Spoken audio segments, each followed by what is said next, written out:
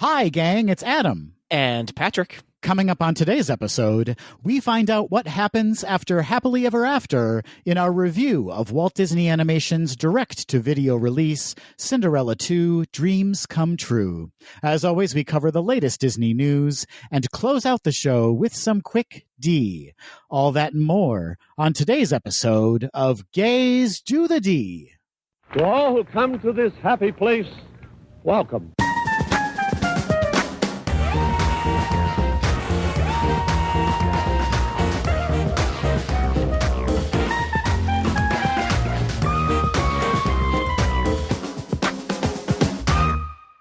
Patrick Justice Kazuki. I was literally going to use the same middle name for you, Adam Justice Hummel. Oh my gosh. How funny, how funny. We finally sync up. After all these years, we're on the same page. It's about damn time. It's finally happened, folks. Well, Patrick, I have to ask you, how are you doing today? I really can't answer that question without needing to use the censor button a lot on this episode. It's been a week, Adam. It's been a week. It's been an evening as well. I'm plowing through it, though. How are you? Ditto. Again, we're on the same page, finally. Ditto. You know what, though? I say let's just use the censor beep. Right now, let's just get it out of our systems, and then we'll have a more thoughtful discussion about this. McConnell. And okay.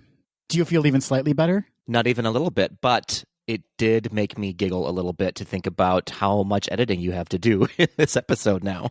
It's worth it to be able to have that primal scream I just had. Fair. That's fair. That's fair enough. I guess we should just address the elephant in the Zoom. I don't know. Is that the expression now? That is the expression. That's where we're at. Got it. Of course, we have to acknowledge that last night, the evening before this recording, we lost the powerful superwoman Supreme Court Justice Ruth Bader Ginsburg.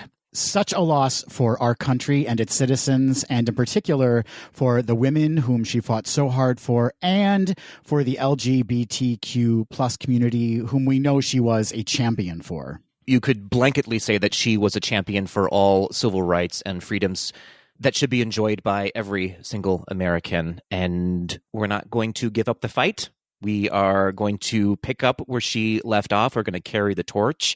I think we're all at a loss right now, and it should be noted that it's valid to feel that way. It's valid to feel sad right now. It's valid to feel lost. It's valid to take a beat, take a day, take whatever you need to plow through and pick yourself back up again and move forward. I'm also going to add on, it's valid to feel angry because I feel very, very angry. And I am going to channel this into action and change. Yeah.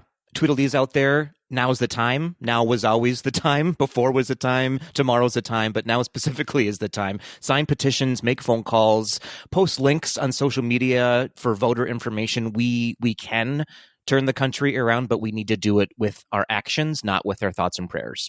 Absolutely, Patrick. Early voting has begun in some states. It's begun in Minnesota. Vote as early as you can. Have a voting plan. Make sure you're registered to vote. Reach out to your family and friends and everyone you know and encourage them to vote. Head on over to votesaveamerica.com. They will have all the resources you need to educate yourself and others on how, where, and why to vote. We know the why, but yes. Reach out to me if you need some more why. Well, Patrick, let's do a podcast. Yes. RBG would have wanted us to do a podcast. Fair. I have to pause for a second, Adam, and speak of another very powerful woman. My mother wanted me to let you know that she enjoyed seeing your face on the YouTube Live Disney chat the other day, and she wanted to say hello to you. So hello, Adam, from my mother. Hey, Pat, what's up? Please don't talk to my mom that way. Oh, I wish I could see Pat's face in person. Pat is an exceptional human being. She is such a mom in every great sense of that word. Like, you just want to hug her when you see her. She is the Ruth Bader Ginsburg of the Kazuki family. That is such a compliment to any woman. You're such an RBG. I need that on a shirt immediately. You know who else is such an RBG? Tell me. Our Tweedledee, Anna, who sent us such a thoughtful DM. You can find Anna on Instagram at @ahickyphotis. She is another amazing woman. We both know her. Absolutely. She is an amazing performer here in the Twin Cities. Truly very talented. We know her husband, who, Patrick, I might add, is one of my favorite types of Disney fans. The person you would think would never, ever in a million years be a Disney fan, and yet he's a Disney fan. Yeah, I would describe her husband, Mike. Hi, Mike, if you're listening. You're probably not, but you never know. As a jolly curmudgeon.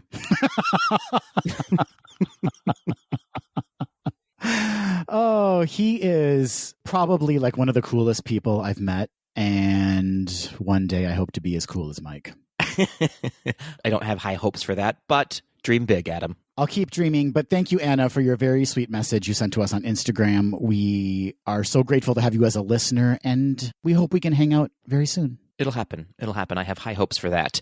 Moving on, let's continue the celebration of amazing people in our lives. We have a new Patreon member to celebrate. Also an RBG. Yes, another powerful woman in our lives, Kale, just kidding, Kale, we love you, is now a Patreon member. Kale, you may remember, is one of our original Atlanta Ds. He's an OG Atlanta D. He's an OG Atlanta D, now one of the Steamboat Willies on Instagram.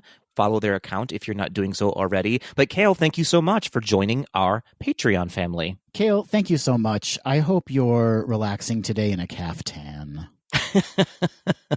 A sensible caftan. Of course, let's remind all of our other Tweedledees who are not Patreon members yet, you can do so by heading on over to gazedothed.com, clicking on that donate button, which will take you to our Patreon page, where for as little as $1 reoccurring a month, you can become a member of our Patreon family, which gets you exclusive access to additional Gaze Do the D episodes called Gaze Do the D Raw and Uncut. Raw and uncut. Ooh, that's spooky. I like it. You also have access to Patreon member-only giveaways, so it pays to play on gazedothed.com. It sounds like we're running a casino site. We are. We are, in fact, running an illegal casino service. Please don't tell anyone. This is just between us, Tweedledees. Thank you, Kale. Thank you, all of our Tweedledees. We could not do it without you. We could, but we would be less happy doing so. We'd be despondent. That was such a Tim Gunn word. I liked it. Make it work, Patrick. Speaking of making it work, we are now making it work on Amazon Music. That's right. GDTD is now available on Amazon Music. We are so famous, Adam. I can't even get over ourselves. And on top of that, Patrick. Yes? Free shipping on all of our podcast episodes. Amazing. We're just giving away the farm. I love it. Jeff Bezos is not getting any richer because we are on Amazon Music. It is cost-free to listen to us on Amazon Music. This is a service we provide for the people. You're welcome, everybody. You're welcome. You're so, so welcome. We may not be Jeff Bezos rich, Adam, but we are rich in Tweedledee feedback. Do you see the single tear escaping my eye? Because of my amazing segue? That segue was glorious, Patrick. Thank you so much. I owe it to RBG. I'm just going to say that throughout the episode. Be prepared. Buckle up, everybody. It's an RBG-specific episode. For every single aspect. Good things, bad things, RBG. Yeah, thank you, RBG. So moving on, Adam, as I was saying, we have some Tweedledee feedback from our previous episode, which focused on fan theories in the Disney universe, right? That's right. And we had some amazing feedback. I'll jump right in. Matt on Instagram at matt.t.b.r says, "This was one of my favorite episodes. It was so much fun. My favorite fan theory is that Prince Eric and Prince Philip are cousins or somehow related, since Eric has a large portrait of Philip and Aurora in his dining room." Or is Eric just a Sleeping Beauty stan? That could very well be. That could very well be. I did go back and look at that scene that he's talking about. I had never noticed that before, but it is, in fact, it's for sure Aurora, and you have to assume it's Prince Philip who's next to her. It's a very abstract portrait, if you will. Very abstract. You know, Patrick, I have to admit, when I started reading this comment, I got a little titillated because it says, my favorite fan theory is that Prince Eric and Prince Philip. What? You know, I got a little excited, but then, you know, it was quite benign. Fair enough. Fair enough. Also, fun fact, in The Little Mermaid on the wedding ship, the king from Cinderella is on the boat. Get right out of here. I will not get right out of here. The king and what is he the Duke? The Grand Duke, yes. The Grand Duke. They're both on the ship. Also, Patrick, the priest gets a boner. Yes, he does. Yes, he does. Thank you for wrapping this comment up in a nice little boner bow. Next up, we heard from Nick, who you can find on Instagram at Jankowski Nick. Nick says, Pixar theory in particular is something I really enjoy, but you left out one of my absolute favorite connective plot threads in all of Pixar theory, the true story of Riley Anderson's imaginary friend, Bing Bong.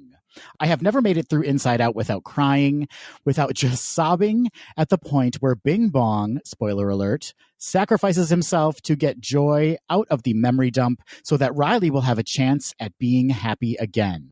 The one and only thing that makes the loss of Bing Bong a little bit more bearable is the knowledge that he's not really gone. According to Pixar theory, the Bing Bong we see disappear in Riley's memory dump isn't the real Bing Bong. It's simply Riley's memory of him. The real Bing Bong wasn't really Riley's imaginary friend. She just assumed he was imaginary because he didn't make himself visible to the adults around her. He was actually very real and would visit her daily when she was younger to collect laughter for Monsters, Inc. As Riley got a little older and her laughter presumably became less powerful, Bing Bong likely had to move on. But under the unified Pixar theory, he's still out there somewhere, probably just on the other side of a doorway, about to step through and bring joy to a child. Well, that's just lovely, isn't it? So lovely. Bing Bong lives. Bing Bong lives, and he's apparently a monster. Takes one to know one, right, Patrick? This is absolutely fair. Absolutely fair.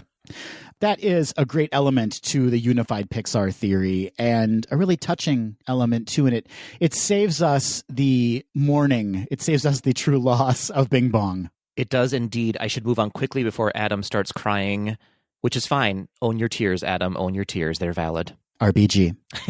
Thank you, RBG. Moving on, we have Rob from Instagram at zippity-doo-dah-days. Rob says, I wasn't going to comment on this week's podcast. In fact, I seriously considered not even listening to it because, in general, I can't stand fan theories. But I did listen, and I really enjoyed it. Well, thank you, Rob, for listening to us. That is a real treasure.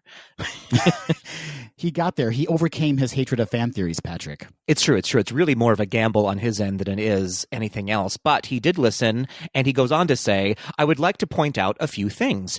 A, Anna and Elsa's parents left when the girls were in their late teens, which you can tell because it's Kristen Bell's voice singing the third sad verse of Do You Want to Build a Snowman? So I don't think that would rule out their parents attending Rapunzel's wedding. Great correction. Yes, great point.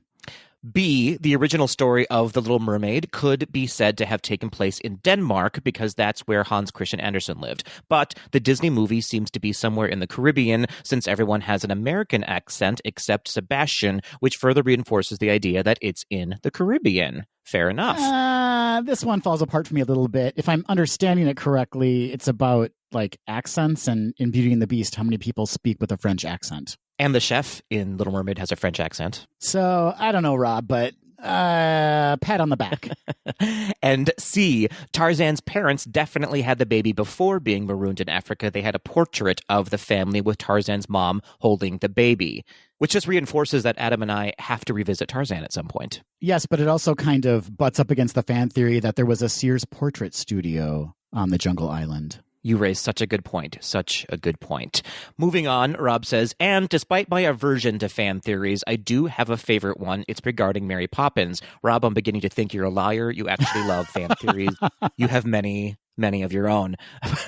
But he does say, Bert is Mr. Dawes Sr.'s younger son. You can't deny the family resemblance between Bert and Mr. Dawes Sr. and Jr. too when we see him in Mary Poppins Returns. At one point, Bert sings of his father, who used to give his nose a tweak whenever he was bad, so it's clear that Mr. Dawes was a no-nonsense disciplinarian, which is totally in line with how we see him. But then Bert learned a word that made everything okay. Where did he learn his word? From Mary Poppins, of course, because she was Bert's nanny growing up. She stayed with the Dawes family for a while, taking young Bert into chalk pictures where he became known to the penguins and teaching him to float when he laughed. In fact, she also taught his uncle, for whom he was named Uncle Albert. I mean, why else is Bert so completely unfazed by all of her magic? What's about to happen all happened before? Pat on the back, Patrick. Sadly, Mary Poppins was unsuccessful in changing Mr. Dawes' heart, so Bert grew up and left the family doing all manner of odd jobs, which he'd learned not to consider drudgery because of Mary Poppins' spoonful of sugar attitude. Finally, when Mr. Dawes Sr. hears the joke about the wooden leg named Smith, a bit of Mary's magic percolates up from a deep memory, and she finally gets through to him, hence his floating up to the ceiling. The theory also says that Bert's Cockney accent is so terrible because he's really a posh aristocrat who only picked up Cockney later in life. Oh boy, that was a lot for someone who hates fan theories, but it was a fun one for sure. I bet you Dick Van Dyke loves the explanation for his terrible Cockney accent. He's like, yeah, that's why my accent is so bad right there. Yeah. We've solved it. Well, I kind of like this theory. I'm on board. Yeah, for sure. Thank you, Rob, for bringing it to our attention, and I will never, ever watch Mary Poppins the same way again. And last but not least, we heard from Daniel, who you can find on Instagram at DancoDirect. Daniel says, hey guys, I loved the most recent episode. It was a delight. Thank you, Daniel. Love the fan theories so much, especially the Pixar unifying theory. My gays do the D theory is that Patrick is so often pantsless during recordings because he's actually a merman. Not Ethel Merman, a merman. Although with that belt, Patrick, I don't know. It's true. I'm a merman. It's like a share merman, a sherman. Ho. Back to Daniel. Daniel says this explains why he loves Run Disney events so much, because he didn't have legs before his first race, and now he just wants to use them as much as possible. And Adam is actually King Triton. Okay, who switches Patrick back and forth between human and mermaid. Wait a minute. He actually says mermaid there, yeah. Okay, I see you. Switches Patrick back and forth between human and mermaid forms as needed. Triton obviously came out after the death of his wife. You're welcome, individual mushroom 4. Heyo, mushroom 4. What a reveal. Daniel was individual mushroom 4 on Reddit all along. Patrick, what do you think about this GDTD theory? I like it. If I were to give it a sound effect, I would give it this one. Ah! Oh! Yeah, that's how I feel about it. I like that I'm King Triton. I think someone needs to do some artwork of this fan theory. It needs to be immortalized in a portrait. Yes, please. Give me abs. Give me those King Triton abs and arms. Well, thank you to all of our Tweedles who sent in their comments regarding last week's episode and their additional fan theories. We loved hearing from you. Thank you so much. It's one of my favorite parts of the episode, hearing from our Tweedledees. Moving on to your favorite part of each episode, Adam, I get to talk for a while when it comes to this week in Disney history. But I love hearing you talk. I know. That's why I said it, Adam. Don't disagree with me. Thank you, RBG. All right, let's start with the first one, the youngest one. 9 years ago, on September 20th, 2011, Bob Iger, then CEO and chairman of Walt Disney Parks and Resorts, announces to the public a partnership, Adam, a partnership with one James Cameron's Lightstorm Entertainment and Fox Filmed Entertainment to bring a fantasy world based on the film Avatar to Walt Disney World. Did it happen? Well, in fact, 3 years later, in 2014, construction would begin on this new land in Animal Kingdom, and 3 years after that, Pandora, the world of Avatar, officially opened to the public.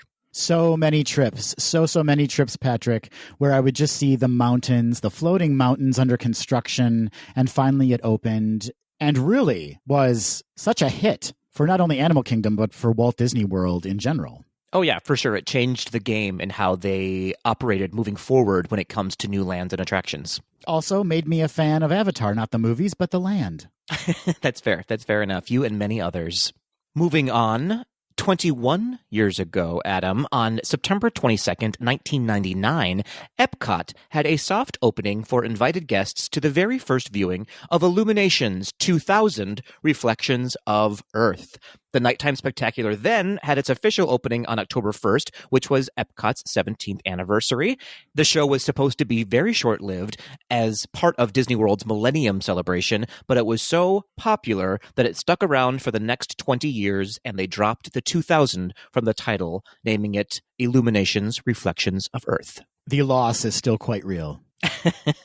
It reigns heavy in our hearts, for sure. But what a successful run to have been designed to be just a blip in Disney history and to have a 20-year run. Incredible. Absolutely. It was supposed to be a filler queen, but then it turned into the Derek Barry of Drag Race in regards to Nighttime Spectaculars. I'm trying to connect Reflections of Earth with Britney Spears. I don't know if it can be done, but I'm going to work on it. But before you do that, Adam, moving on to the last This Week in Disney History item, 22 years ago, on September 21st, 1998, Disney and InfoSeek announced their new internet portal called Go Network. The network proved to be a huge failure, as users much preferred to use actual search engines like Google and Yahoo to be their one-stop shop for email and search. However, Disney kept the portal for their parks, experiences, and products division, which is why you now have to go to DisneyWorld or Disneyland.go.com. They've got to regret this decision. Absolutely, absolutely. But can you imagine trying to move all of this to a different network now? Like they've invested heavily in the Go network, and they can't really back out of it now. Oh, I completely understand why it's still there. I mean, it sounds exhausting to have to think about moving all of that tech over, but they've got to regret this decision, Patrick. I regret their decision, Adam. As does everyone else when they're trying to log in and make fast pass arrangements at 60 days out. Fair enough. Specifically for us, though, when we have to send listeners to the Disney website, we have to say disneyworld.go.com. It's annoying. You want to know why the episodes are so long? It's because we have to read out that extended URL. Yep. That's what makes it 1 hour longer than needs to be.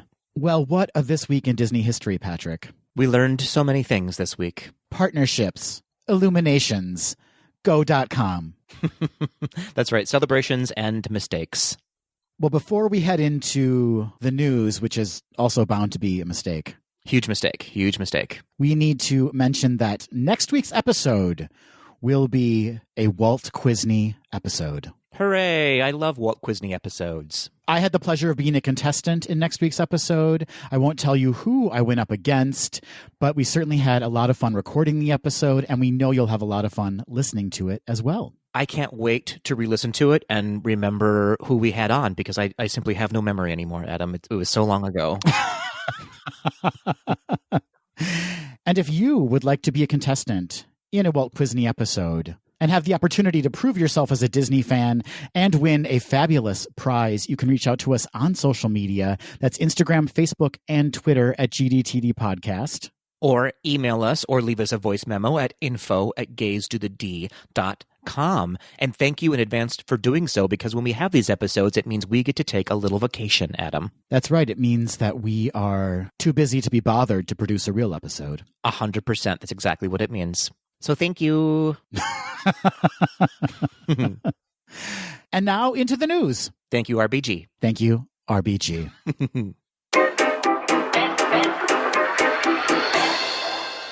It was a big week for the Disney Plus Star Wars series, The Mandalorian. Not only did the series drop its first trailer for Season 2, which we'll get to in a bit, the series also took home some Emmys, and its star, Pedro Pascal, is the subject of some rumors, Patrick. Rumor has it. Wow, it has been a while. I know. I had to dust it off, though, and bring it back. Did you? Mm-hmm. Okay, let's start with the good news. The Mandalorian continues to make history for Disney Plus and dominate the multi-night Creative Arts Emmy Awards. As of this recording, The Mandalorian has picked up 5 Creative Arts Emmys, including Outstanding Visual Effects, which was the first Emmy ever for Disney Plus, Outstanding Cinematography for a Single Camera Series, half hour, Outstanding Sound Mixing for a Comedy or Drama Series, half hour, and animation, Outstanding Sound Editing for a Comedy or Drama Series, half hour, and animation, and Outstanding Production Design for a Narrative Program, half hour. The series is also up for Outstanding Drama Series, as well as Outstanding Character Voiceover Performance for Taika Waititi's role as droid IG-11, and Outstanding Guest Actor in a Drama Series for Giancarlo Esposito's performance as Moff Gideon. But unfortunately, this episode is recorded prior to Sunday's Primetime Awards, so this is not the way to find out the Mandalorian's total Emmy haul. Did you pick that up, Patrick? I saw what you did there. Thank you so much. I appreciate your attention. Now, onto that rumor regarding Pedro Pascal. Several sites are reporting that Pascal was fired or walked away from the series midway through filming season 2 because he went to Lucasfilm with complaints rather than addressing his issues with the Mandalorian creative team. Pascal reportedly wanted more scenes with his helmet off and complained about his discomfort in his Mandalore armor while on set. Again, this is just a rumor, but if it does turn out to be true, does it even really matter, Patrick? It does. Oh, it does. I don't know. Your commitment to that was so believable. In a sound effect, it would sound like, ah. I mean, he's basically providing voiceover work because a stunt actor is actually in the suit for a majority of the filming. Right. Not to say that he's not working hard or has valid complaints to address. So I don't know. I don't think I know enough about what's actually happening there. You know what I mean? I just told you, but whatever. You told me in a rumor what happened there. It is just a rumor, yes. So we'll have to see how this plays out. However, Pascal did congratulate the creative team on their Emmy wins via his Twitter account and has been actively promoting this second season. So, we'll see. Who can say? And lastly, in Mando news, Patrick, that trailer, though. Very exciting. So exciting. It seems like a lot of it is going to be set in space or jumping around to different planets, searching for Baby Yoda's home planet. I loved the scene specifically where Baby Yoda was teaching himself how to cook. That was fun, seeing him flip flapjacks. That was a scene? Oh, I'm thinking of something else. Never mind. Was it you? It was me. I was watching myself do that. I am the size of Baby Yoda, after all.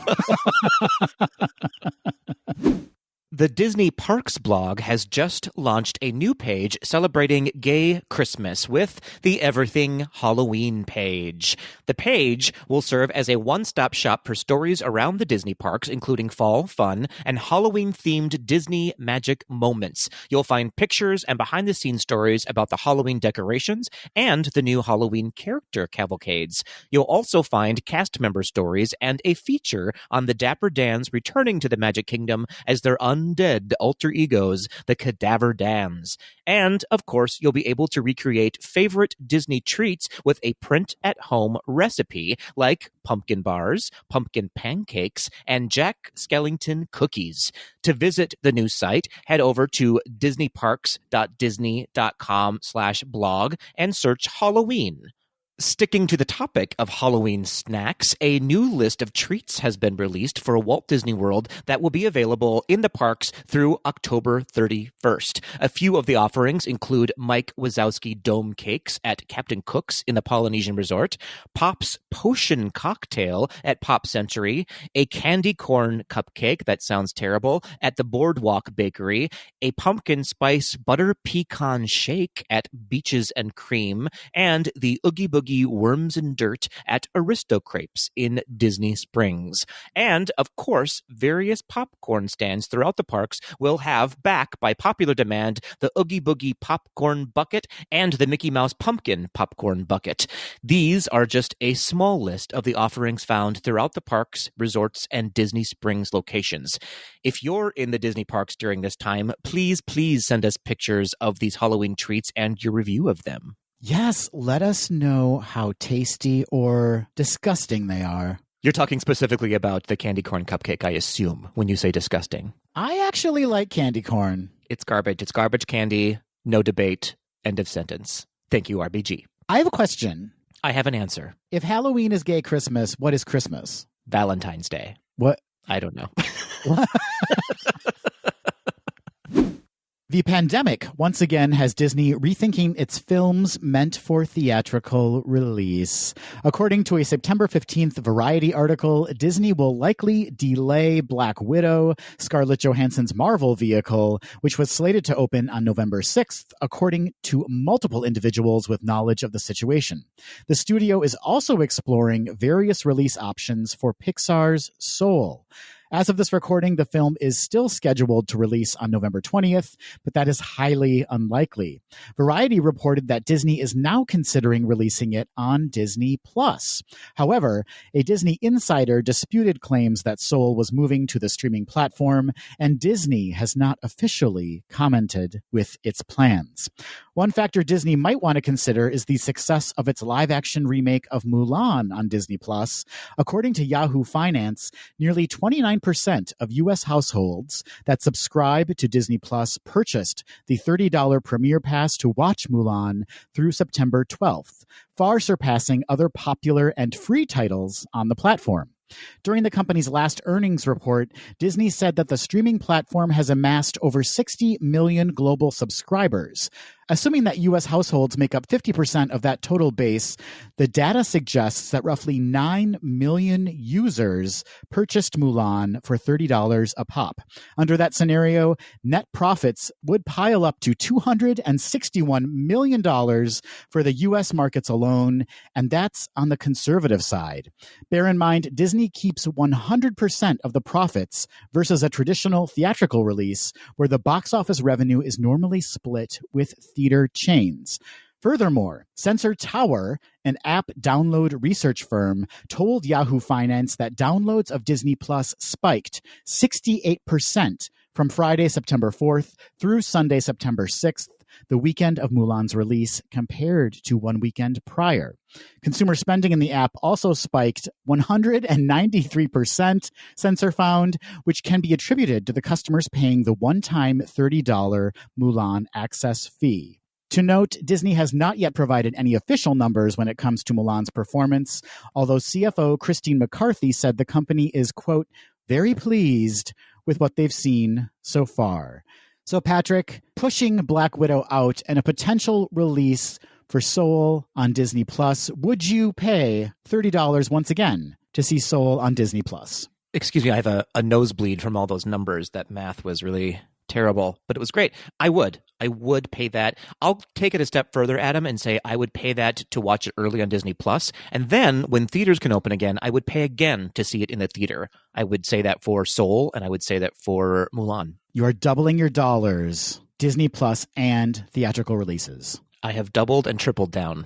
What about you? I would definitely pay $30 to see Soul on Disney Plus. And it seems bonkers to me that Disney would not consider releasing it on Disney Plus if these stats are to be believed. Especially when you take into consideration that a lot of the theaters that are releasing movies are drive-in theaters. And if you know Minnesota, we're not going to be using a drive-in theater in November, December, January. I'd go. Fair. That's fair. I will stay home and watch it on Disney Plus. I would even put the top down. And by that, I mean I would take my top down. Oh. My blouse, not my car's top. Oh. No, thank you, RBG. No, thank you. Disagree. She believed in rights for all, and she would believe in my desire to take my top down. That's right. She would fight for your right to take your top down in November. Thank you. Thank you. If you haven't opened the My Disney Experience app in a while because, let's face it, what's the point? Then it's time to tap that app again because it's full, Adam, bursting with new experiences, including the newest feature, Disney Parks Wild Sights. This new video series on the app will feature different animals around the Disney parks and the cast members who care for them.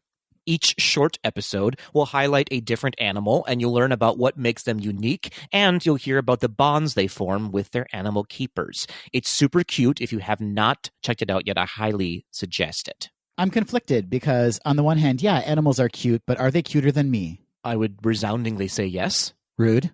Moving on. A few other new features on the site are Destination Disney, which takes you to different Disney parks and resorts around the world, discovering what makes them uniquely magical and culturally distinct.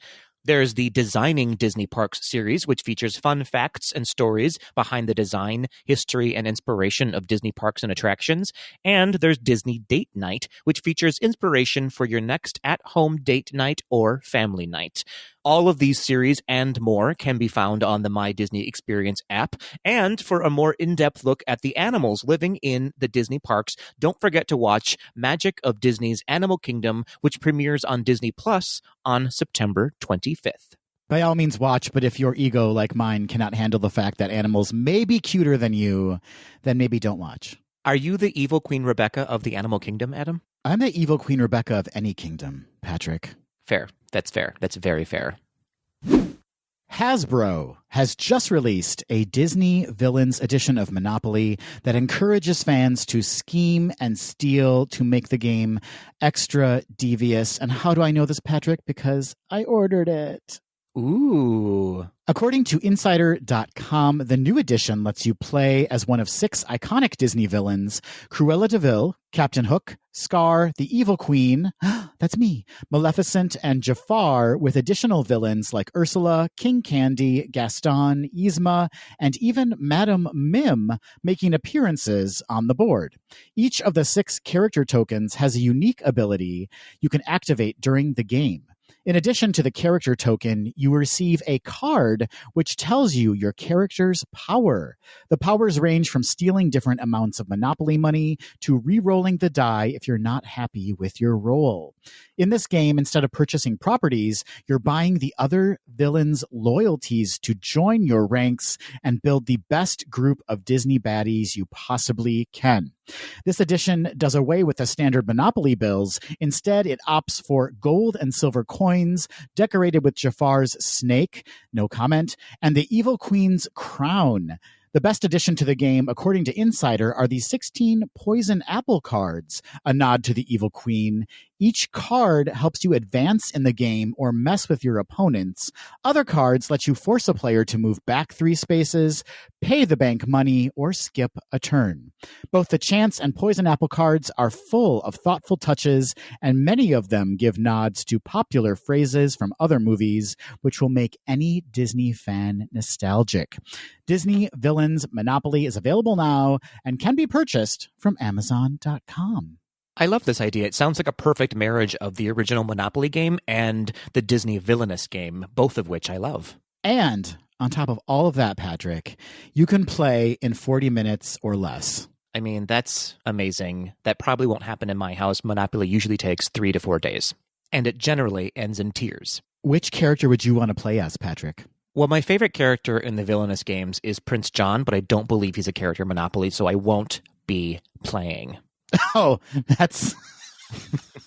You're just opting out of playing altogether? 100%. Which one are you going to be? The only way you're ever going to find out is if you play the game with me. Okay, I'll play. I'll be Jafar Snake. You know what I'm saying? This September 28th will mark the largest expansion for Tokyo Disneyland since the park opened, with new attractions, restaurants, and shops making their official debut. The expansion will reach across Fantasyland, Tomorrowland, and Toontown. Additions to Fantasyland will include all new Beauty and the Beast experiences with a new attraction, The Enchanted Tale of Beauty and the Beast, which is a ride-through of Beast's Castle aboard an enchanted serving dish, a sit-down restaurant called La Taverne de Gaston, a quick-service location called Le Fou's, and a variety of Beauty and the Beast village shops. In Tomorrowland, guests can experience the new Big Hero 6 attraction, the Happy Ride with Baymax. I'm moving on quickly from that title. The ride, from what I can tell, will pretty much be another iteration of Alien Swirling Saucers or Mater's Junkyard Jamboree.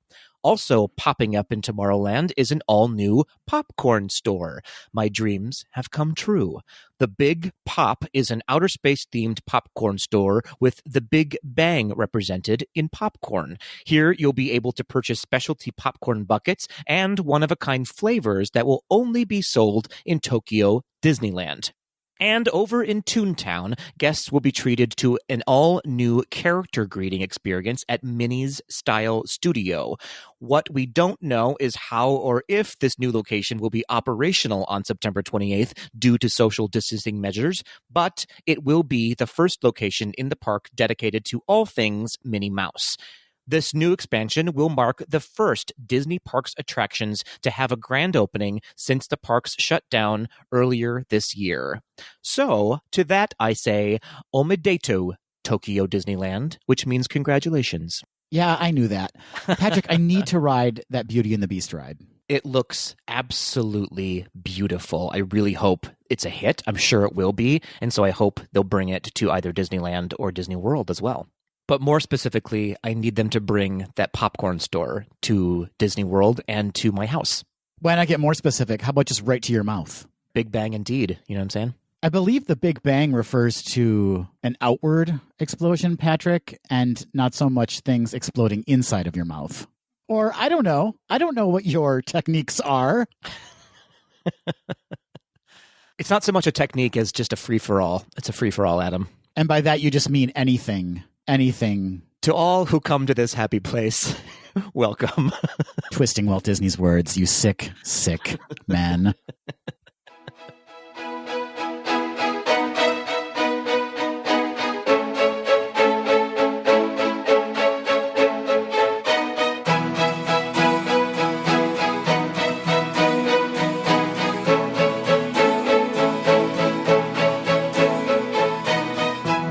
Hey, Patrick. Oh, hello, Adam.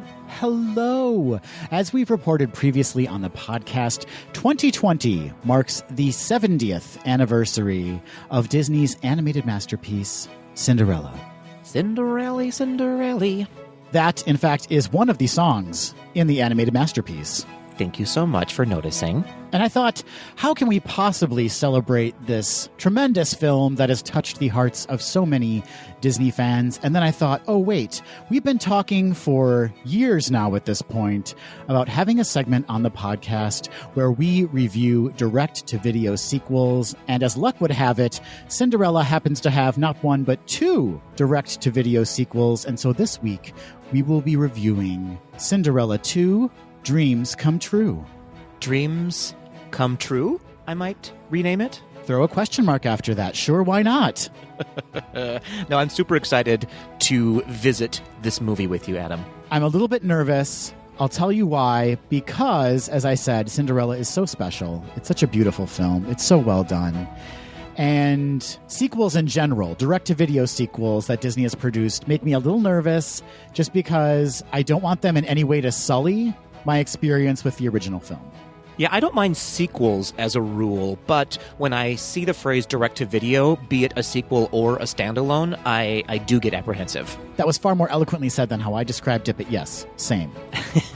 Fair. But you know what? 2020's already thrown us for so many loops and twists and turns. This is the year we should absolutely dive into these direct-to-video takes, sequels, what have you on Disney classics, and see what we can celebrate from their existence. I'm getting a bit of a preview as to your thoughts on this movie already, Adam, before we even get into the discussion. So buckle up, folks. This might be a trash fest. No, I'm going to remain as positive as I possibly can, Patrick. Which is not very positive so far. So what do you say we jump in? Let's do just that. So we're talking about Cinderella II, Dreams Come True, which was released direct-to-video in February 2002. As I mentioned, it is a sequel to the 1950 animated classic Cinderella. And much like a Ryan Murphy series, it is an anthology movie. Right, Patrick? That is an interesting comparison. But yes, it is an anthology, a chaptered movie. It contains three separate stories that are woven together by an interstitial sequence of Jack, Gus, and Mary and their mice friends creating a book for Cinderella of their castle memories so far. And the fairy godmother. And the fairy godmother's there to join in on the fun. The 3 separate stories are entitled Aim to Please, Tall Tale, and An Uncommon Romance. And Patrick, before we dive into each one of those stories, should we talk about the creative team and the cast behind this movie? Let's do just that. Take it away. So the director of the film is John Kafka, who is known for Dino Babies and Spicy City. Adam, your favorite, Spicy City, right? Classic. I love Spicy City.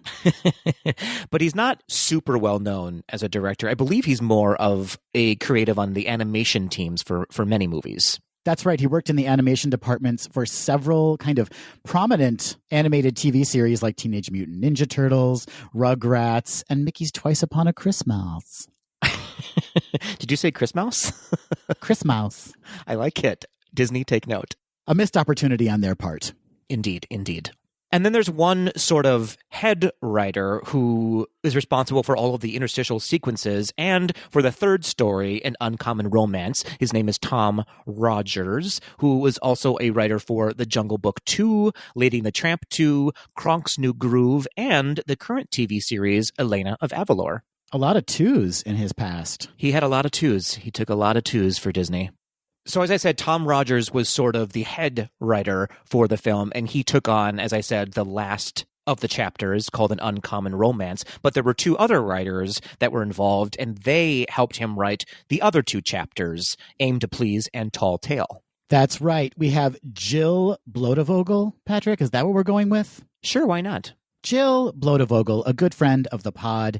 She actually has credits for a number of TV series. Probably the most prominent TV series she wrote for was Scream, the TV series. I never watched that one. Either did I, but it makes sense that she would go from creating this animated direct-to-video to working for Scream. Absolutely. Total crossover. And the third writer for the movie was Julie Selbo. Julie Selbo is a television writer and producer. She produced for Melrose Place and Models Inc. and Undressed, but she also has writing credits for The Little Mermaid, Ariel's Beginning, and The Hunchback of Notre Dame 2, The Secret of the Bell. These are definitely movies that we're going to have to take on, and I am excited for that. I was about to ask, are you taking notes of things we're going to have to cover now? I believe we are emphasizing the word have to. I'm ready to be charmed. Disney, bring it on. Please bring it on at some point. Please bring it on. So what do you say we tackle these chapter by chapter, Adam? That sounds great. So at the beginning of the movie, we come across Jack or Jacques and Gus, who are late to hear the fairy godmother's retelling of Cinderella, and they come in just at the end and miss the whole story, which sort of prompts them to want to create new stories about Cinderella. And so the fairy godmother, using her magic, helps them weave together a book of new Cinderella stories. That's right. They're going to put together a little book for Cinderella, give her a little gift of stories they've accumulated since their move to the castle. Indeed, indeed. So right away, we have Jacques, who is played by Rob Paulsen. Rob Paulsen has many voiceover credits, as does the rest of the cast. They're all pretty prominent voice actors in their own right. So Rob is on the new DuckTales series as Gibbous. He was in Rise of the Teenage Mutant Ninja Turtles. He was in Doc McStuffins, Rick and Morty, Mickey Mouse Clubhouse, and most notably, he is the voice of Pinky from Pinky and the Brain. And you can hear it. Boy, oh boy, can you hear Pinky in every single performance he gives. Rob also voices the Grand Duke, the Baker, and Sir Hugh in this movie. We also have Corey Burton as part of the voice cast. He voices Gus. Corey Burton, I think we can say this, Patrick, is kind of like the official voice currently of Ludwig von Drake and Dale of Chip and Dale. It's true. It's true. He also voices Count Dooku in Star Wars The Clone Wars. And both these guys are so talented. They do a great job of recreating these voices that originated 70 years ago. Yes, absolutely. They did grate on me after a while, I think, but I don't know if it was their fault or if it was the writing that got to me so much. Probably the writing. That's fair to say. That's fair to say. And then, of course, we have the incredible, the incomparable Russi Taylor voicing the fairy godmother, also Mary Mouse and Drizella. Russi Taylor as our hardcore Tweedledee fans will know, was the official voice of Minnie Mouse. She was. She also voiced Huey, Dewey, and Louie. She did voice work for The Simpsons, and she was the voice of Gonzo and Robin in the original Muppet Babies series back in the 80s. Indeed, a true treasure and icon. So that kind of covers the main vocal parts in the interstitial sequences. Which then brings us into our first story of the movie called Aim to Please, which retells Cinderella's sort of homecoming into the castle, into castle life, and her first mission to plan a banquet. That's right. Cinderella and the prince are coming back from their honeymoon. Where do you think they went? Dollywood. They probably went to Dollywood on their way to Prince Eric's wedding to Vanessa. That's right. Yes. Fan theories. So Cinderella is voiced throughout the film by Jennifer Hale. Jennifer Hale is a wildly talented voice actor who has appeared in so many television series and in so many video games. Again, she's kind of the official voice of Cinderella and Aurora right now in various Disney projects. She also voices Madame Colette and Suzette in Sophia the First and several characters in the new DuckTales reboot. True story. She also voiced Mantis in the Guardians of the Galaxy TV series. She does a good job. She does a pretty good impersonation of the original Cinderella voice with a little spin of her own on it.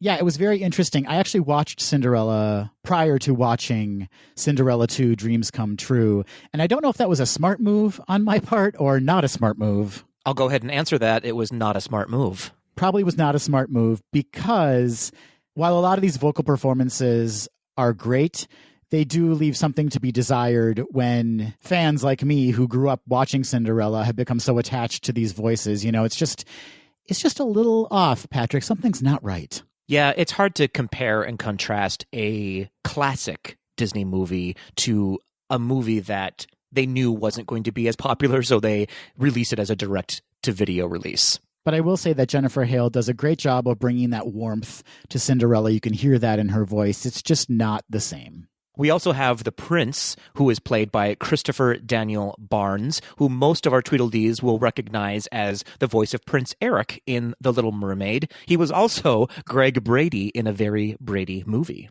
All of the Brady Bunch movies. All of the Brady Bunch remake movies. Does it feel like he's cheating on Prince Eric here, Patrick? With himself? I mean, yeah. I'll watch that happen. Voicing the king, we have Andrei Stojka, who also is currently the voice of Owl in a number of Disney features and projects.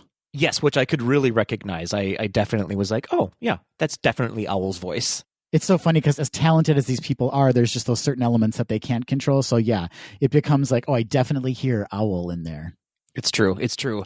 We're also introduced to a new character in the Cinderella universe named Prudence, who is basically head of household, would you say, of the castle? I would say exactly that, Patrick. Thank you so much. And Prudence is inexplicably played by the amazingly talented Holland Taylor, who I love, and I couldn't place her voice for a few seconds, so I had to look it up, and I was like, oh yeah, that's absolutely her voice. You'll remember Holland Taylor as one of the law professors in Legally Blonde. She was also the mother in The Wedding Date, and she plays a wonderful role in the new TV series Hollywood.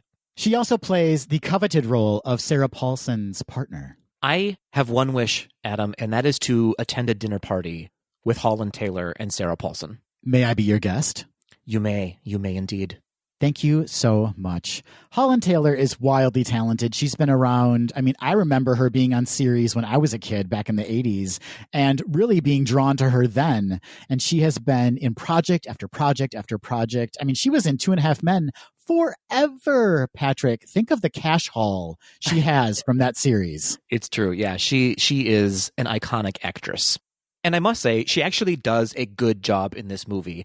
I think it's clear by now, Tweedledees, that Adam and I were not the biggest fan of this movie overall, but there were some hidden gems, and her vocal performance is one of those hidden gems, I think. She does a great job of that kind of heightened, affluent, snob voice. Yes, indeed.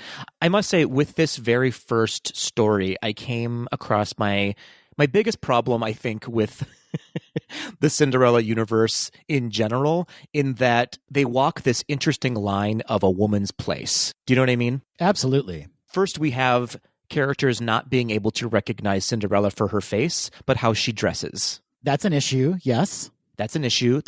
And then there's the line from the king in that it's the princess's job to plan the royal banquet and the king's job to endure it. Okay, sir. Have several seats, sir. I have a question. Why is the king such a in this version? I did not understand that choice at all. Because in the original film, he is so smitten with Cinderella, and he wants the prince to be married and producing grandchildren, which brings me to my second point, Patrick. Would not Cinderella, after their honeymoon, be rushed off to determine whether or not she's pregnant right away? That happens off camera, I think. So that's just implied, then. Indeed. No, but the king is just kind of a jerk in this first story. The king seems like a jerk, and Prudence seems like the movie's villain. She does. She definitely steps into that Lady Tremaine hole that everyone needs filled in this first story. Oh boy, that was a phrase that you just used. I was getting serious Princess Diana vibes from this story. Oh, okay, fair. Yeah, absolutely. It's very much about how Cinderella is going to fit into court life and what she should wear and how she should act. And obviously Cinderella isn't going to have any of that. And she learns that she needs to do it her own way. That's right. She decides to buck the traditions and have the banquet her own way, which brings us to our first song in the movie, Adam, which, again, inexplicably is a country western pop song called Follow Your Heart. It certainly is called Follow Your Heart. And in true 2002 fashion, it sounds like, Yeah, that was a pretty good representation. It is performed by Brooke Allison, who is basically doing a Carrie Underwood impersonation. It's definitely not Carrie Undergood. Heyo. It is an odd choice. I believe it is indicative of the time that this film was made. I hesitate to call it a film, but yeah, it is definitely of that moment where there were 225 different pop stars and all of them sounded kind of exactly the same. Yeah, it wasn't great. I have to believe that Brooke Allison's voice is probably quite good, but she belted the entire song and it was a weird choice. She was following her heart, Patrick. She followed her heart and instead it turned into a fart. So this first section, Aim to Please, how are we feeling about it? For Tweedledees listening at home, I just burped, which will be edited out, but that probably describes my feeling about the movie best. I don't know. It wasn't a strong story to start with. It was a fine story. It was whimsical at times, but I think I had the biggest problem with it in that it was all about women having to do all of the housework, basically. It was just like, this is what the women do. And they didn't really shy away from that. Even Cinderella was like, yeah, I get it. I have to do the banquet while you men go off and have meetings. Yeah, it was not a strong start to this anthology film, and I was even more concerned than when I started watching Cinderella II: Dreams Come True. Fair. So moving on to the second story in this 3-story film, Patrick, we have Tall Tale, which basically tells the story of Jack and his desire to be more a part of Cinderella's life since she joined the court, and his wish, which gets fulfilled by the fairy godmother, to be human in order to do that. Yes, which brings me to another point that we should talk about briefly. I was so annoyed by how many different pronunciations of Jacques' name was in the movie. People, even the same people, Cinderella herself, sometimes called him Jack, sometimes called him Jacques, sometimes called him Jacques. I was lost. I can attribute that to Cinderella just being flat out overwhelmed with her new role in the castle. That must be it. You were giving a lot of credit to this movie. So don't you dare blame Cinderella, Patrick. Fair. That's fair. So in this second piece in the film, we have the addition of one cast member, Frank Welker, who we've talked about a number of times on the podcast. He is the king of animal sounds for Disney. He voices Lucifer. He voices Bruno. He voices a new character, the castle cat named Pom Pom. Pom Pom, indeed. Frank Welker also voiced Abu in Aladdin. He voiced the Cave of Wonders in both the animated and live-action Aladdins. And his credits go on and on. He voiced Khan and Creaky in Mulan, Flit in Pocahontas, Bullseye and Buster in the Toy Story films. This guy is prolific. All the non-speaking animals, basically. If you need an animal voice, Frank Welker's your guy. The talent this guy must have. I mean, to create such individual sounds for each of these characters, he really is an asset to Disney. Yeah, he's been in the Disney family since the very beginning, basically. So, Patrick, as I mentioned, this story is really about Jack. I'm saying Jacques going forward. We're sticking with Jacques.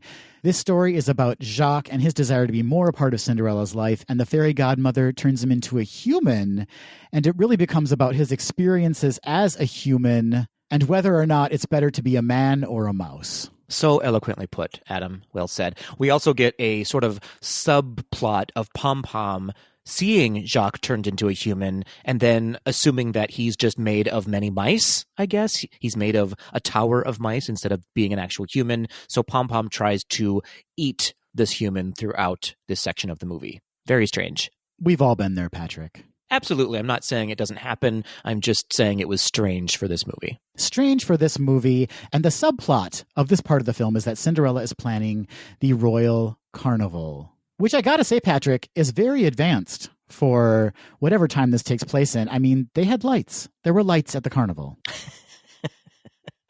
Yeah, I don't understand what time period this movie was set in, but it seemed to be set in multiple time periods. But again here, Adam, we have Cinderella's job as a woman in the castle planning parties. That's her job. At least she made note of it. She did kind of make a joke like, gosh, we have a lot of parties, don't we?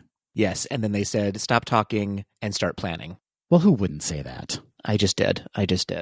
So how did you feel about this storyline, Adam? Well, I will say I felt better than I did the first story in the film. And I don't know if that was just me becoming desensitized to what I was watching or just kind of giving up and accepting that this is what we've got. And so we're just going to go with it. But I thought this story was at least more interesting.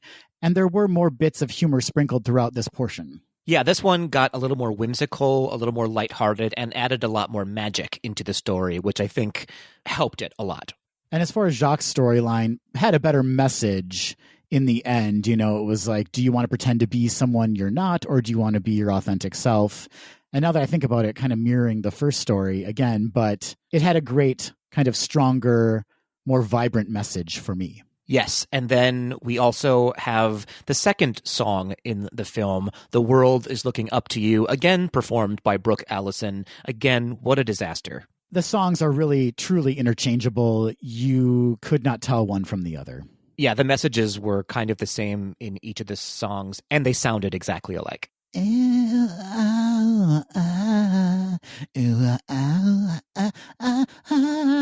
Again, it's just spot on. Spot on. Do you picture me wearing like a cutoff t-shirt that just exposes my midriff and some short shorts, a lot of bangles? I only ever do that, Adam. I only ever picture you that way.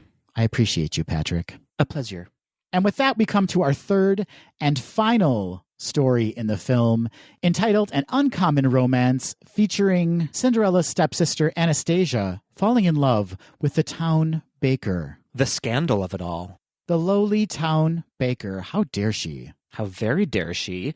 Anastasia is played by Tress MacNeille, who fans of The Simpsons will recognize as the voice of Agnes Skinner. She also voiced Dot in Animaniacs, and she's the current voice of Daisy Duck. And Chip of Chip and Dale. And Chip of Chip and Dale. So again, incredibly talented vocal artists working on this film. Oh yeah, for sure. Joining her as Lady Tremaine is Suzanne Blakesley. Suzanne Blakesley voices Old Lady Crowley in Rapunzel's Tangled Adventure.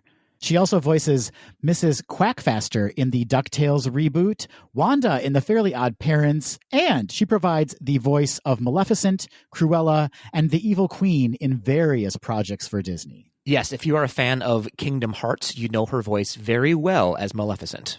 And then rounding out the voice talent behind this section of the film, again, we have Rob Paulson as the baker, we have Russi Taylor voicing Drizella, and we have Frank Welker, again, voicing Lucifer and Pom Pom. Yeah, that's right. So they've saved the Tremaine family for the very end of the film. Strangely, I felt like Lady Tremaine was the best animation in the movie. I 100% agree with you, yes. It was really weird because a lot of the animation in the film is very quick drawn, you might say, and undetailed. But when it came to Lady Tremaine, she had a lot of detail and looked quite similar to Lady Tremaine from the original Cinderella movie. At this point, Patrick, watching the film, I was relieved to see some old friends make an appearance. And I do love the stepsisters. I love Lady Tremaine. And I thought they were successfully portrayed probably better than any of the other characters we've seen up until this point.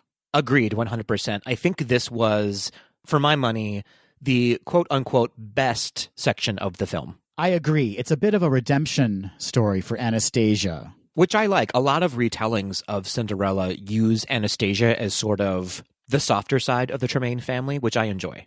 And then the B plot kind of mirrors the A plot of Anastasia and the baker. It's Lucifer who ends up falling in love with Pom Pom and kind of getting help from the mice in order to woo Pom Pom, the castle cat. Yes, Lucifer and the mice put aside their differences, and the mice try to help him in his quest for true love.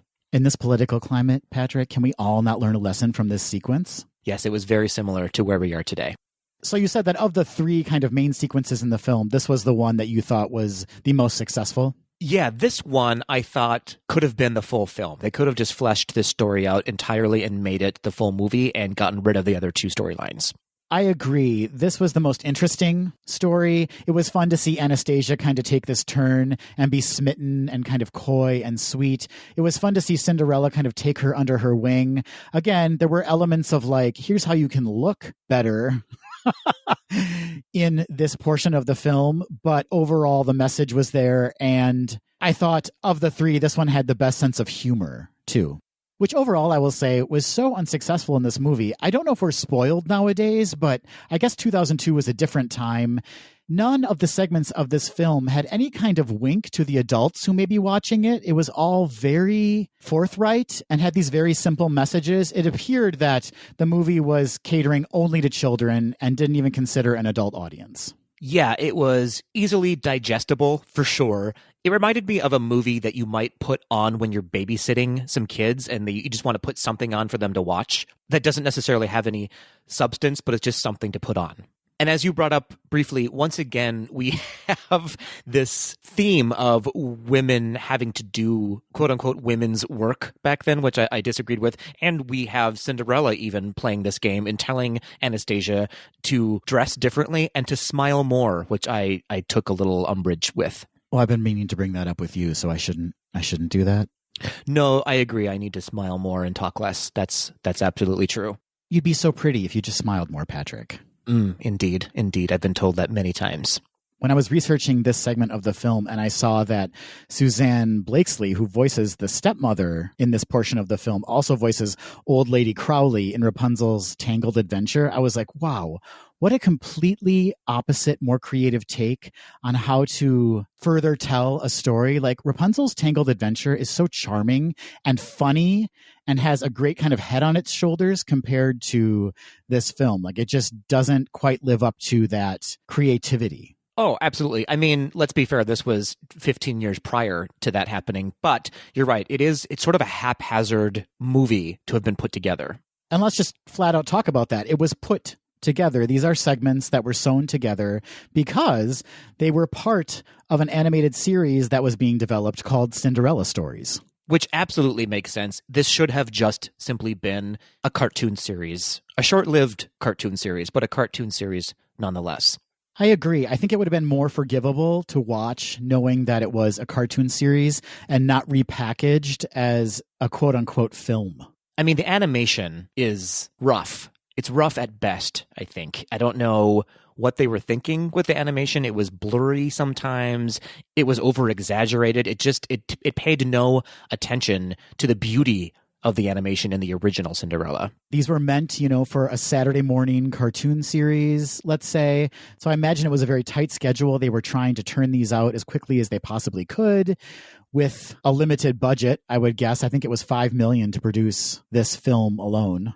So you're right, Patrick. It is more what you would expect with like a Saturday morning cartoon series. But not a very good one. not a very good one. And I want to point out, not a person of color to be found throughout the kingdom. Yeah, I mean, again, this is not an excuse, but that speaks to the time this was made in and the thought that was kind of put into these projects, how representation is just not a factor when creating these kind of series. Overall, I thought the movie was a bit problematic in general. I agree. Well, as I mentioned, it cost $5 million to produce. Shockingly, Patrick, or maybe not, this was Disney's top-selling animated sequel in 2002, and it grossed approximately $120 million in DVD sales when all was said and done. I'm surprised it did better than Return of Jafar. That is surprising because Return of Jafar at least had the humor behind it. But when you look at it, Princess Story, I think that those are a big draw for kids. And so I could see how this would be so successful. Right. And this was sort of in the heyday of Disney doing direct-to-video releases. So they had the luxury of marketing and the knowledge of how to put this into people's homes. Yeah, it was released multiple times, not only as a standalone, but then packaged together with Cinderella II, and then released as a trio of films with the original film Cinderella. I mean, this goes back to the Disney Vault times, where they would release a film and then throw it back into the vault to kind of create scarcity and then bring it back out in a different way. So, yeah, it has made a lot of money for Disney, that's for sure. So I think by now everyone knows how we felt about the movie, but let's just recap. Adam, what were your overall thoughts on Cinderella II? Well, as I said, going into it, I was nervous and I feel like my fears were founded. I was concerned watching it after that first segment. Oh boy, my stomach was like doing somersaults. I just felt like almost like a crime had been committed. Like, how could you do this to Cinderella and that charming story? I kind of became more numb to it as the film went on. I enjoyed more so the second segment, and then the third was probably the most successful segment of the film. But this was something that just absolutely did not need to be made. And Patrick, as you said, if it in fact had been kept separately as standalone episodes of an animated series, I think it would have been more palatable to me to kind of consume it that way. Yeah, given more time in development, I felt like each of these three stories could have been maybe shorts in front of other Disney movies. That would have been kind of cute. One thing that struck me as odd is that in Cinderella 2, very little Cinderella. Yes and no. I mean, it's odd in the fact that it's called Cinderella 2 and there's very little Cinderella. But then when you think about the other characters and how much more interesting they are than Cinderella, I guess it makes sense. And then on top of that, when you consider that it was an animated series and this was going to be called Cinderella Stories, that makes even more sense then that they want to kind of capitalize on the charisma and kind of uniqueness, nerve, and talent.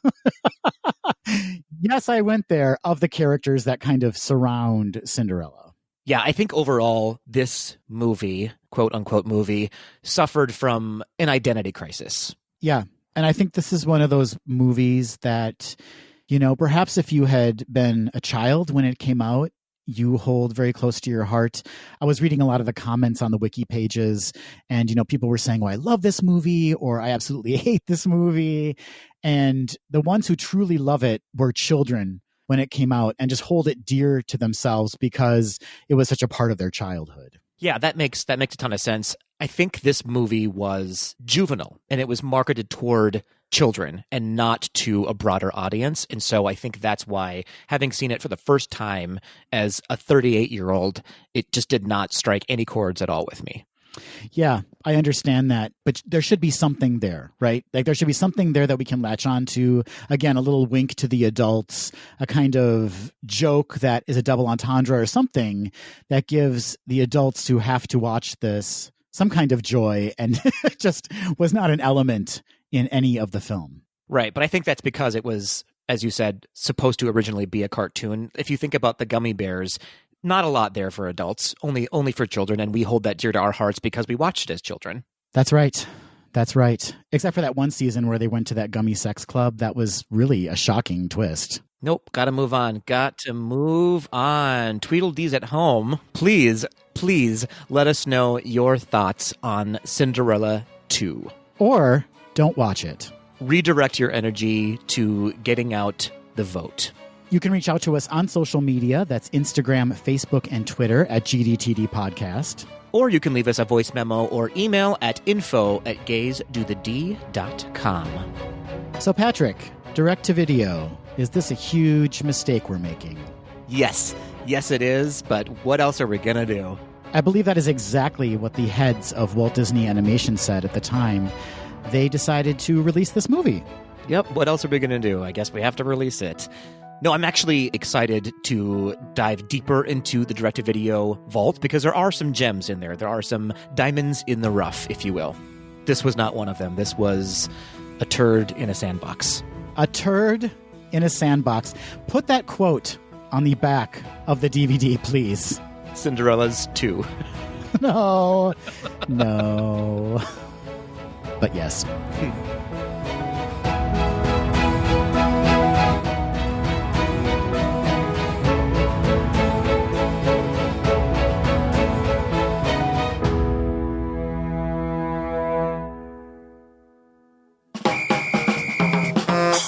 Hey, Adam. Hey, Patrick. It is time, Adam, for the sequel to Quick D called Quick D 2. Here's what we got. Quick D2, here's what we got. There could not be a more aptly named segment for this segment. I don't know what happened there. It fell apart. That fell apart. It fell right out of your mouth, and it broke on the floor. But yes, it is time, once again, ladies and jelly spoons, for Quick D, where Adam and I ask each other a question that we have not been privy to and answer it off the cuff. Willy, nilly, silly, Billy. All of those things, all four of them. Willy, nilly, silly, Billy. They rhyme, Adam. They do rhyme, yes. Which one of us is going first, Patrick? Who can say, Adam? Who can care? Okay, great. Thank you, RBG. I'm going to go first. Fantastic. I feel her spirit is with me, and she wants me to go first. RBG wants me to ask you, Patrick, if the Pedro Pascal rumors prove to be true, and he is out of The Mandalorian, who should Jon Favreau and Lucasfilm consider to replace him as the voice and sometimes actor portraying The Mandalorian? I believe they are considering one Patrick Kozaki to replace him as the lead in The Mandalorian. Wow. You know, very infrequently do we get to scoop anything, Patrick. And boy, is this a scoop. We have the new star of The Mandalorian right here on Gaze to the D, and it's Patrick Kozaki. It is me. It is I, the new Mandalorian. My first demand while I'm on set, though, is that we retitle it to The Mandahorian. The Mandahorian. Your first Demandalorian is that it be retitled The Mandahorian. Exactly. I am just going to sleep my way across the galaxy in search of a babysitter for Baby Yoda, who is my size. So we see eye to eye throughout the new series. That's so adorable. It's so much more of a buddy comedy now. It's turned into a buddy cop film instead. And a sex romp, I guess. Absolutely. It's very Sex and the City meets Lethal Weapon. Well, already, Patrick, you've made several demands of what the plot should be about. So much like Pedro Pascal, I believe you could be on your way out ASAP. I've just gotten a text and I'm fired. I'm sorry to hear it. I was excited to watch The Mandahorian. Before we go on to your question for me, can you just give us a sampling of what your voice would have sounded like as The Mandahorian? Hey guys, I'm the Mandalorian.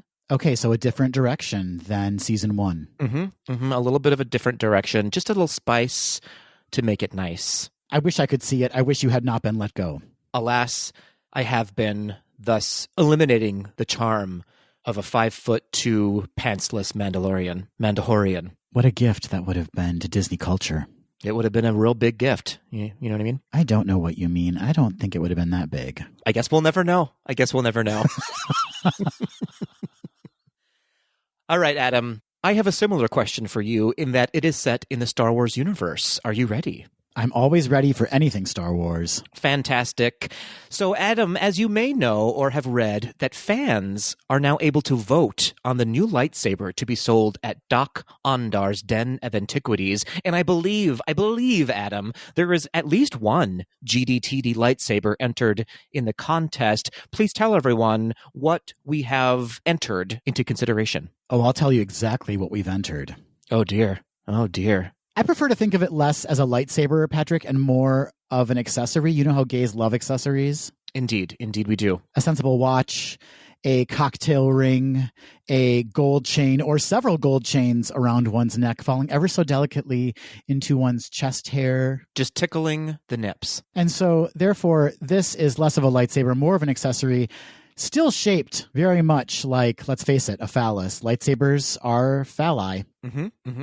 But ours will have a certain something special because as gay men, we demand shiny objects, we demand glitter, we demand jewels, and we demand the best of the very best. But not when it comes to podcasts, clearly. Not when it comes to podcasts, no. But this lightsaber will in fact be shaped like a podcast microphone.